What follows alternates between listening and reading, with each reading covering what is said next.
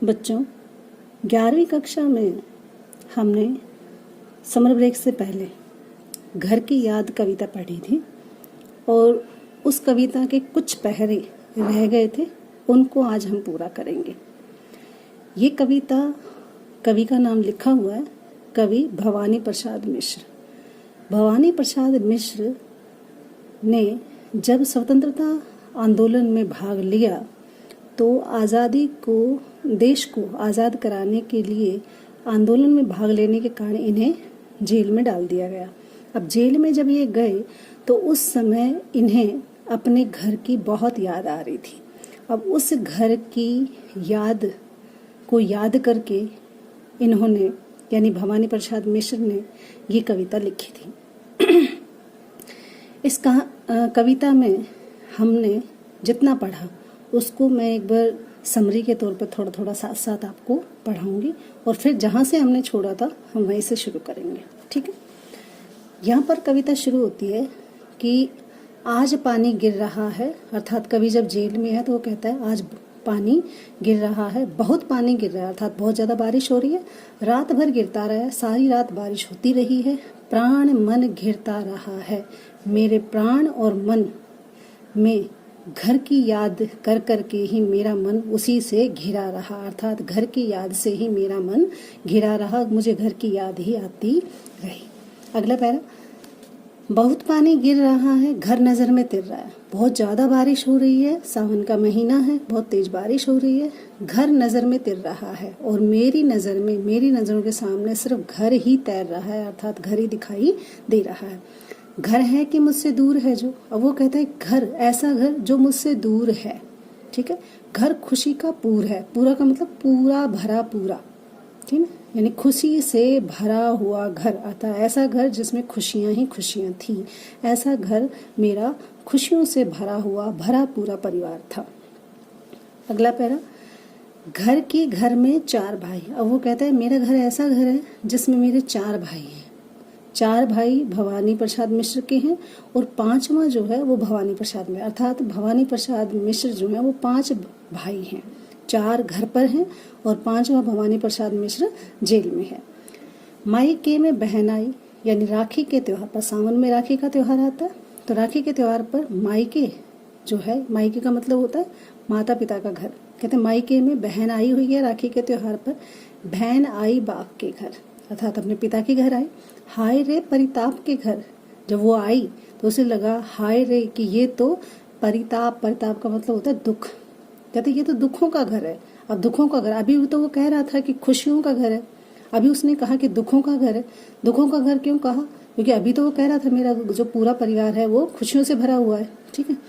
दुख का घर इसलिए कहा क्योंकि 4 भाई बहनें, 4 बहनें हैं उसकी, 4 भाई हैं, सारे घर पे हैं, परिवार पूरा घर पे है, लेकिन भवानी प्रसाद घर पे नहीं है। अब ऐसे में जब सारा परिवार घर पे हो और उसका एक सदस्य, कोई भी एक सदस्य अगर घर से बाहर हो, किसी पीड़ा में हो, तो पूरा परिवार दुखी होता है।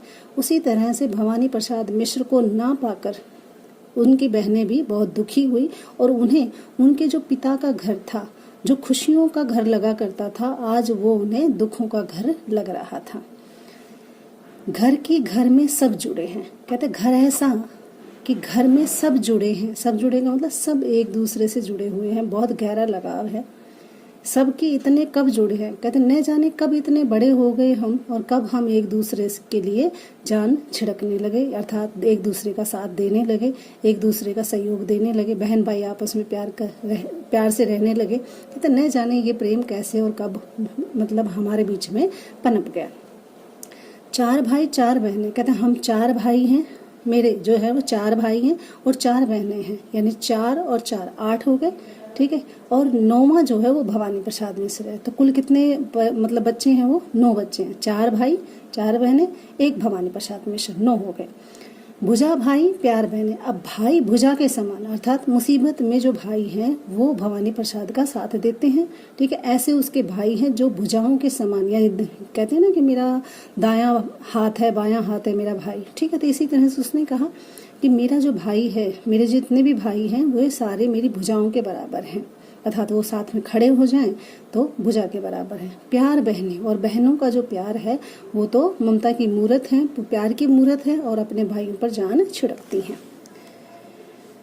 और माँ बिन पढ़ी है मेरी। अब वो कहता है मेरी जो माँ है, यहाँ तो उसने परिवार के बारे में बताया अपने में, अब इस बारे में वो बताता है कि जो मेरी माँ है वो कैसी है। ठीक है, मेरी माँ बिना पढ़ी लिखी है, दुख में गढ़ी हुई है, अर्थात मेरी ही चिंता करती रहती है। माँ की जिसकी गोद में सिर, कहते मैं अपनी माँ की गोद में अगर सिर रख दूं तो रख दिया तो दुख नहीं फिर, यानी माँ की ममतामयी छाया में कोई भी बच्चा दुखी हो, पीड़ित हो, ठीक है, डरा हुआ हो, सहमा हुआ, माँ की गोद में आकर सुकून मिलता है। इसी तरह से भगवान प्रसाद मिश्र भी कहता है कि मेरी माँ की गोद में आकर मैं सब दुख भूल जाता था, ऐसी मेरी माँ है। माँ की जिनकी स्नेह धारा यहाँ तक भी पसारा, कहते मेरी माँ का जो प्रेम की धारा है, प्रेम की जो नदी है, कहते यहाँ तक भी पसरी हुई है, अर्थात मुझे अपनी माँ का प्यार बहुत याद आ रहा है। उसे लिखना नहीं आता। अब वो कहता है कि मेरी माँ लिखना नहीं आता। अब यहाँ पर क्या बताया कि वो मेरी माँ जो है वो अनपढ़ है, बिना पढ़ी लिखी है, कहते उसे लिखना नहीं आता, जो कि उसका पत्र पाता, कि अगर मुझे उसका पत्र मिल जाए, अर्थात मैं अपनी माँ का हाल चाल जान सकूँ, पत्र लिखकर वो मेरे को मेरा हाल चाल जान सके, ऐसा नहीं हो सकता क्योंकि मेरी माँ पढ़ी लिखी नहीं है। पिताजी जिनको बुढ़ापा, कहते पिताजी हालांकि बूढ़े हो चुके हैं, एक क्षण भी नहीं था व्यापा, व्यापा का मतलब मौजूद, कहते मेरे पिताजी बूढ़े हो चुके हैं लेकिन एक भी पल उन पर जो बुढ़ापा है वो झलकता नहीं है, दिखाई नहीं देता। व्यापा का मतलब मौजूद रहना, दिखाई देना। जो अभी भी दौड़ जाएं, कहते मेरे पिताजी इतने फुर्तीले हैं कि अभी भी दौड़ जाएं, जो अभी भी खिलखिलाएं, यानी अभी भी वो खिलखिलाकर हंसते हैं, अर्थात उनके जो स्वास्थ्य है वो बिल्कुल ठीक है और चेहरा मतलब जो दांत हैं वो भी स्वस्थ और मजबूत है, खिलखिलाकर हंसते हैं। हंसी जो है उनकी आज भी बरकरार है, उसी तरह से वो खिलखिलाकर हंसते हैं। मौत के आगे न बिचके, कहते मेरे पिताजी ऐसे हैं कि मौत के आगे न हिचके, हिचके का मतलब डरे, जरा सी भी हिचक नहीं है, जरा सा भी भय संकोच नहीं है। शेर के आगे न बिचके, और शेर भी अगर आ जाए तो उसे बचकर नहीं निकल पाएंगे, ठीक है, यानी उससे बचकर नहीं निकलेंगे, अर्थात उसका भी सामना करने के लिए तैयार, इतनी हिम्मत है मेरे पिताजी। अब वो यहाँ पर अपने पिताजी के बारे में बता रहा है, ठीक है, कि उनको बुढ़ापा नहीं है, उनके चेहरे पर हाव भाव नहीं है, अभी भी वो दौड़ लगा सकते हैं, खिलखिलाकर हंस सकते हैं और मौत के आगे डरते नहीं है, शेर के आगे बचकर नहीं भाग सकते, मतलब निकलते, ठीक है, शेर का सामना भी करने के लिए तैयार है। बोल में बादल गरजता, और बोल, बोल का मतलब आवाज़, आवाज़ में कहता है इतनी कड़क है कि बादल गरजता, आवाज़ भी अगर बोल भी आज भी अगर वो बोले तो ऐसा लगता है जैसे बादल गरज रहे हों। काम में झंझा लरजता, झंझा का मतलब आंधी तूफान की तरह, कहते जब वो काम में लगते हैं तो ऐसा लगता है जैसे आंधी तूफान आता है और वो सब कुछ समेट लेता है, उसी तरह से काम में अगर एक बार लग जाए तो वो आंधी तूफान की तरह उन्हें क्या कर लेते हैं, समेट लेते हैं। आज गीता पाठ करके दंड 260 करके, कहते आज गीता पाठ करके, अब कहते हैं वो अपने घर की याद कर रहा है कि आज पिताजी ने गीता पाठ किया होगा, यानी कवि जेल में है लेकिन उसे अपने पिता की सारी जो आदतें हैं, दैनिक जो क्रियाकलाप हैं उसे याद हैं। कहते हैं आज पिताजी ने सब दिनों की तरह पूजा पाठ किया होगा, गीता का पाठ किया होगा। दंड 260 करके, यानी उन्होंने 260 दंड बैठक लगाई होंगी, यानी युवाओं की तरह आज भी वो व्यायाम करते हैं अपने शरीर को स्वस्थ रखने के लिए। तो कहते 260 दंड बैठक उन्होंने लगाई होंगी। खूब मुकद्दर हिला लेकर, अब यहाँ पर उन्होंने खूब मुकद्दर हिलाया होगा। मुकद्दर बेटा ऐसा होता है जैसे आपके यहाँ पर कपड़े धोने के लिए, कूटने के लिए थपकी जो होती है, ऐसे ही जो पहलवान लोग होते हैं वो लकड़ी का एक मतलब औजार होता है, ठीक है, और वो लकड़ी का होता है, उसमें क्या है, भुजाएं बलिष्ठ बनाने के लिए उसे चारों तरफ से घुमाया जाता है, ठीक है। सुल्तान मूवी आपने देखी होगी, आप उसमें देखिएगा जब वो पहलवान एक्सरसाइज जब करते हैं तो वो कैसे कैसे करते हैं। कहते पिताजी ने भी खूब मुकद्दर हिला लेकर, खूब मुकद्दर हिलाया होगा, मूठ अपनी मिला लेकर, अपनी दोनों मुट्ठियों में मिलाकर उस मुकद्दर को खूब हिलाकर, यानी कि खूब एक्सरसाइज उन्होंने की होगी। जबकि नीचे आए होंगे, कहते पिताजी एक्सरसाइज करने के बाद, दैनिक क्रियाकलाप करने के बाद, गीता पाठ किया होगा, दंड बैठक लगाई होगी, खूब मुकद्दर हिलाया होगा, ठीक है, और दोनों मुट्ठियों में मिलाकर लेकर उसे मुकद्दर को खूब एक्सरसाइज व्यायाम उन्होंने किया होगा। जबकि नीचे आए होंगे, कहते जब वो नीचे आए होंगे अर्थात तो ऊपर छत पे या कहीं खुले उस आंगन में करते होंगे वो एक्सरसाइज, तब जब पिताजी नीचे आए होंगे नैन जल से छाए होंगे। जब उसने देखा नीचे आए तो उनकी आंखों में, नैन का मतलब आंखें, आंखों में पानी आ गया होगा, ठीक है, किस लिए, हाय पानी गिर रहा है, घर नज़र में तिर रहा है। कहते पिताजी की आंखों में भी आंसू आए होंगे, हाय पानी गिर रहा है, कहते खूब बारिश हो रही है, घर नज़र में तिर रहा है, मुझे अपने घर की याद आ रही है। चार भाई चार बहनें, भुजा भाई प्यार बहने। अब कवि कहता है कि हम चार भाई हैं, चार बहनें हैं, और जो मेरे भाई हैं वो मेरी भुजा के समान है, और मेरी जो बहनें हैं वो प्यार की मूरत है। खेलते हैं या खड़े होंगे। अब कहते हैं पिताजी जब, अब मैंने यहाँ पे पढ़ा था, जब पिताजी नीचे आए होंगे नैन जल से छाए होंगे, यानी उनकी आंखों में आंसू आ गए होंगे। क्यों आ गए होंगे?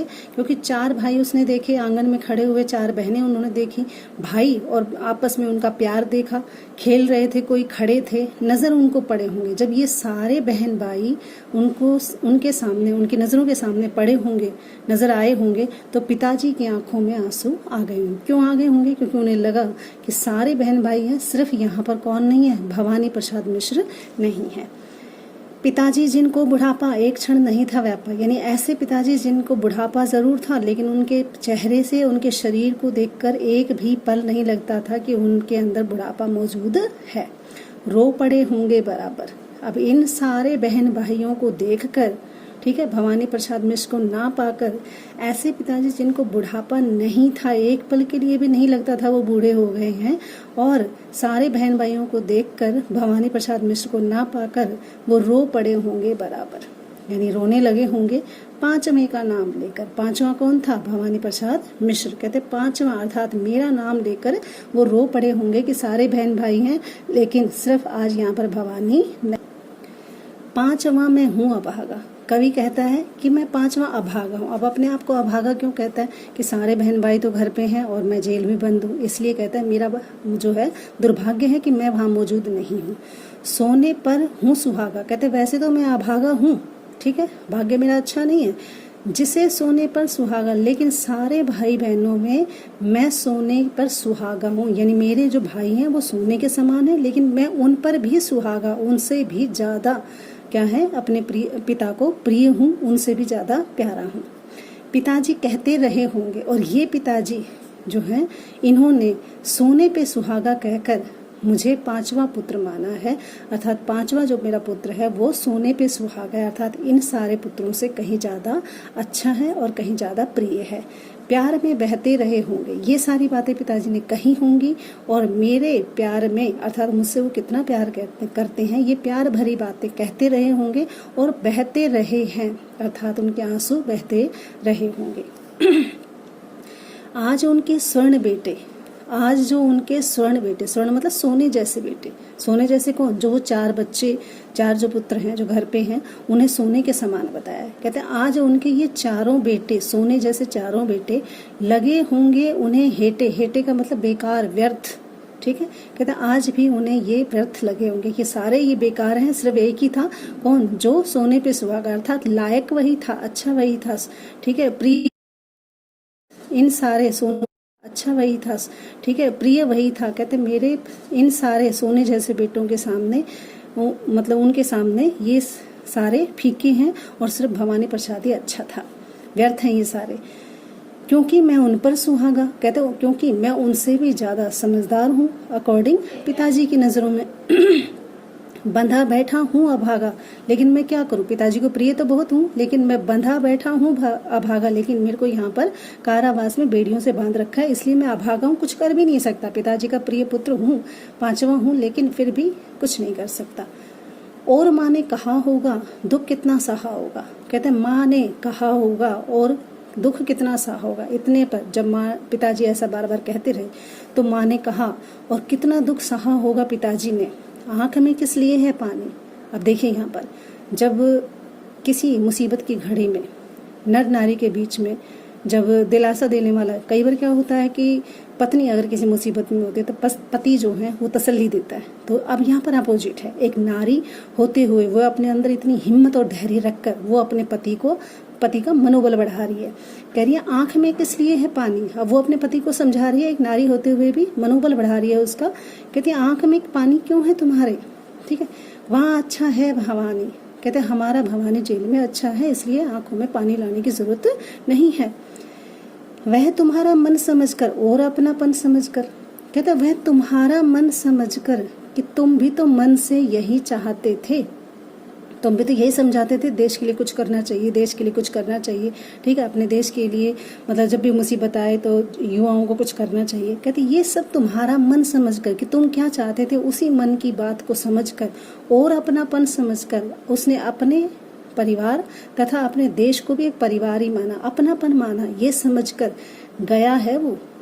कहते गया है सो ठीक ही है, कहते इसलिए तो गया है, और जैसा उसने किया है वो सही तो किया है, यह तुम्हारी लीक ही है, ठीक है। कहते ये तुम्हारी तो परंपरा है, एक सच्चे देशभक्त हो तुम, और तुम्हारा पुत्र भी देशभक्त है, ठीक है, उसी लीक पर चला है, उसी परंपरा पर चला है, तो इसमें अपनापन समझकर वो गया हुआ है। तुम यही चाहते थे, ठीक है, गया है अच्छा ही है, वो तुम्हारी लीक के अनुसार ही गया हुआ है, अर्थात तुम्हारी परंपरा पर ही वो चला है। पाँव जो पीछे हटाता, अब माँ ये कहती है कि अगर वो ऐसा ना करता, कैसा, कि वो तुम्हारी लीक पर ना चलता, देश की आज़ादी की परंपरा पर ना चलता, देश में आंदोलन ना, देश सच्चा देशभक्त ना बनता, तो वो पाँव पीछे हटाता, आंदोलन में भाग ना लेकर अगर वो पाँव पीछे हटा लेता, इस फैसले से पीछे हट जाता, कोख को मेरी लजाता, मेरा पुत्र होकर भी मुझे उसे पुत्र कहने में शर्म आती, लजाता का मतलब शर्म करनी, तो कहते मेरी कोख को लजाता वो। इस तरह हो न कच्चे, उसने अपने पति को तसल्ली दी कि तुम इस तरह से कच्चा मत मन करो, अर्थात रो मत, परेशान मत हो, ठीक है, रो पड़ेंगे और बच्चे। अब देखो ये बच्चे भी यहाँ पर खड़े हैं, इसलिए इनका भी मनोबल बढ़ाओ, वरना तुम रोओगे, क्योंकि पुरुष जो है वो भावुक नहीं हुआ करते, ऐसा समझकर कच्चा मत मन करो, दुखी मत हो तुम, और रो पड़ेंगे और बच्चे, वरना ये सारे बच्चे भी तुम्हारे साथ रो पड़ेंगे। इतना कहकर माँ ने, जो पत्नी है, उसने अपने पति को दिलासा दी होगी। पिताजी ने कहा होगा हाय कितना सहा होगा, पिताजी ने फिर कहा होगा हाय कितना सहा होगा, ठीक है, मेरे बारे में बताते रहे होंगे और कितना दुख सहन किया होगा। फिर क्या कहा पिताजी ने, कहाँ मैं रोता कहाँ हूँ, कहने लगे कहाँ मैं रो कहाँ रहा हूँ। अब देखिए पुरुष होते हुए भी कई बार क्या है, मुसीबत में होते हुए भी कई बार पुरुष जो हैं वो आंखों के आंसुओं को छुपा लेते हैं, ठीक है, हालांकि उनको भी दुख उतना ही होता है अपनी संतान के प्रति, लेकिन महिलाएं जो होती हैं वो भावुक होती हैं, कोमल होती हैं, ठीक है, वो रोकर अपना दुख व्यक्त कर लेती हैं। लेकिन यहाँ पर एक पुरुष होते हुए उसने कहा नहीं मैं रो नहीं रहा हूँ, ठीक है, धीर में खोता कहाँ हूँ, कहते मैं धैर्य नहीं खो रहा हूँ और मैं बिल्कुल ठीक हूँ, तो मेरी चिंता मत करो। ऐसा कहकर उसने कहा कि नहीं मैं रो नहीं रहा हूँ और ना मैं धैर्य खो रहा हूँ। इस तरह से उसने अपनी पत्नी की बात को माना। यहाँ तक हमने पढ़ लिया था। अब यहाँ से हमारा पैरा शुरू होता है, यानी कि हमने समर ब्रेक से पहले इतना पैरा आपको पढ़ा दिया था। अब इस पर चलते हैं। हे सजीले हरे सावन, कवि कहता है हे सजे धजे, सजीला जैसे सजीला रथ होता है, ऐसे ही सावन जब आता है सारी धरती सज जाती है, ठीक है। हे मेरे सजीले सावन, हरे सावन, हरे भरे कर देने वाले सावन, धरती को सजाने वाले सावन। हे कि मेरे पुण्य पावन, हे मेरे पुण्य, हे मेरे पवित्र और पुण्य कर देने वाले, धरती को पवित्र और पुण्य कर देने वाले, हे मेरे सजे संवरे हरे सावन, तुम बरस लो वे न बरसे, कि तुम खूब बरस लो, अर्थात टप टप बारिश कर लो, वे न बरसे। वे कौन, परिवार वाले, कहते वे परिवार वाले ना बरसे, बरसना का मतलब रोना, कहते मेरे परिवार वाले नहीं बरसने चाहिए, अर्थात मेरे परिवार वाले नहीं रोए मेरे लिए। पांचवें को वो ना तरसे, यानी इस सावन की घड़ी में उन्हें मेरी याद ना आए। तरसना का मतलब याद के लिए तरस जाना, बच्चे की याद में तरसना, कहते पांचवें को वो ना तरसे। मैं मजे में हूँ सही है, घर नहीं हूँ बस यही है, कहते मैं मजे में हूँ ठीक है, पर घर नहीं हूँ बस यही है, कहते बस मैं घर पर नहीं हूँ, बाकी यहाँ पर सब ठीक है, मजे में हूँ, सही हूँ, बस घर पर नहीं हूँ। किंतु यह बस, कहते किंतु यह बस, बस का मतलब यहाँ पर है सब्र, कहते किंतु ये जो सब्र है बड़ा बस है, अत्यधिक सहन शक्ति है, यानी ऐसा कहकर कि बस, बस का मतलब तसल्ली दे लेना, अपने आप को सब्र कर लेना। कहते ये जो बस है ये बड़ा बस है, ऐसा कह देना कि बस मैं बाकी तो ठीक है लेकिन मैं घर पर नहीं हूँ, ऐसा कह के इस बस में सब विरस है। कहते ये जो सब्र है, ठीक है, घर की याद का जो सब्र करके बैठा है, कहते इसके आगे सब विरस है। वीरस, वी का मतलब बिना, रस का मतलब रहित, रस के रहित, कहते बिना रस के सब ऐसा ही है, अर्थात यहाँ पर सब आनंद बेकार हैं, यानी घर के आनंद के आगे ये सब बेकार है। लेकिन फिर भी क्या है, घर नहीं है, ये सब मुझे करना पड़ेगा। अत्यधिक सहन शक्ति रखने के कारण वो कहता है कि नहीं, बाकी सब ठीक है, सिर्फ यहाँ पर घर नहीं है। किंतु उनसे ये न कहना। अब यहाँ पर किंतु उनसे ये न कहना किससे कह रहा है? सावन से कह रहा है कि हे सावन या हे बादलों, जब तुम जाओ तब उनसे ये न कहना। उनसे का मतलब परिवार वालों से। कहते उनसे जाकर ये मत कह देना, उन्हें देते धीर रहना। कहते उन्हें धैर्य देते रहना, तसल्ली देते रहना, दिलासा देते रहना, सांत्वना उन्हें देते रहना। ठीक है, उनसे ऐसा वैसा कुछ मत कहना, उन्हें धीर देते रहना, धैर्य बंधाते रहना। उन्हें कहना, कहते हैं उनको बताना कि मैं जेल में क्या करता हूँ, उन्हें कहना मैं लिख रहा हूँ, उनसे कहना मैं पढ़ रहा हूँ। अर्थात मैं जेल में रहकर खाली नहीं हूँ, लिखता और पढ़ता रहता हूँ।